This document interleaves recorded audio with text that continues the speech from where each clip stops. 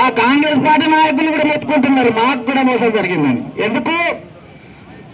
మా బుద్ధి గడ్డి విని వీళ్ళని గెలిపించుకున్నాం, ఎందుకు గెలిపించుకున్నామని వాళ్ళు కూడా బాధపడతా ఉన్నారు.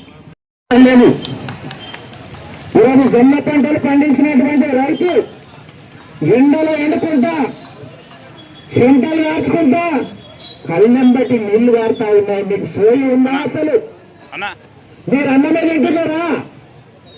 రైతులు ఇంత కోసపడతా ఉంటే అన్నం తినే వాళ్ళైతే వెంటనే జొన్న కొనుగోలు కేంద్రాలు ఏర్పాటు చేయాలి. మీరు గడ్డి తినే వాళ్ళైతే ఇక మీరు ఏం చేస్తారో రైతులే చూస్తారు. రైతులను ఆదుకునే విధంగా